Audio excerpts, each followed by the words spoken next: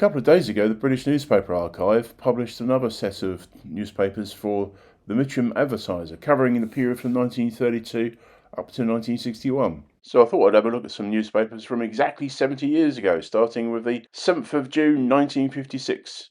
And the headline is Fire Sweeps Laundry. Now, this laundry they're referring to was the Mitcham Model Laundry on Grove Road.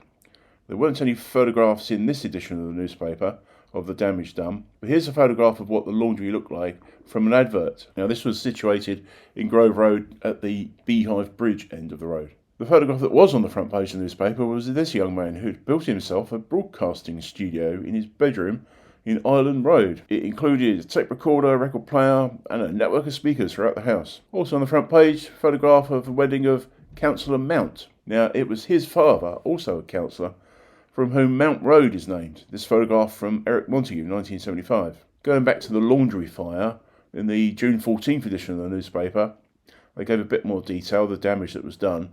They say that fortunately the laundry for families had already been sent out, but what was lost in the fire was clothes from factories and hotels. They're all covered by insurance, and the owners of those factories and hotels said that they will continue to do business with the Mitcham Model Laundry, and they hope to reopen fairly soon. Speaking of fires, fireman Albert Ernest Tilley retired after 35 years of the fire service. He remembered the horse-drawn era.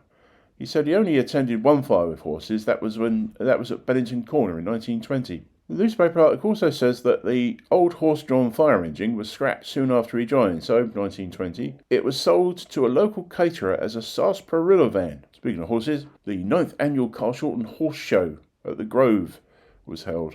And this is one of the entrants. Turning now to railways, there was a renewed bid to have a railway station built at the level crossing at Eastfields Road and Tamworth Lane. In 1952, apparently, the Transport Users Consultative Committee had recommended that work should start on the construction of a Mitcham Central Station at Grove Road within the next 2 or 3 years. And this is 1956, and they say, well, where is it then? British Railways steadfastly refused to make any move towards building the station, and in fact it wasn't for another 50-odd years before the railway station called Mitcham Eastfields was built and was open for service in 2008.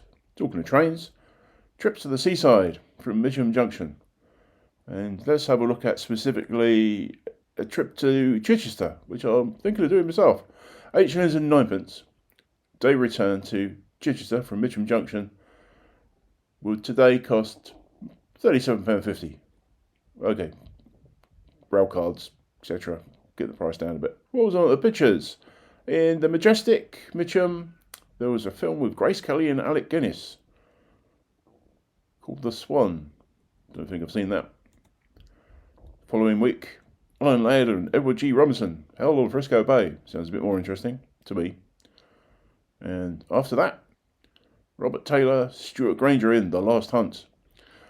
Also, a knife-edged suspense film called Port of Escape. Never seen that. Googie Withers and John McCullum. That's John McCullum, I presume, is David McCullum's dad. David McCullum, who played Ducky in NCIS. And also Ilya Kuryakin in The Man from U.N.C.L.E. And lastly, from June the 24th for 7 days, It's Never Too Late with Phyllis Calvert. And Don't Make a Move, Fred McMurray, Walter Brennan and Dorothy Malone in Gunpoint. The Trigger of Suspense. And these ads I've been showing on the right hand side, I've not been referring to, I'll just refer to that one down there on the bottom right. NSU Quickly, the best moped today. I briefly owned an NSU Quickly back in 1970 something. And that was from CP Dines, London Road. That was quite close to the Buck's Head. Okay, thank you for watching. I hope you enjoyed this. Press the like button if you did.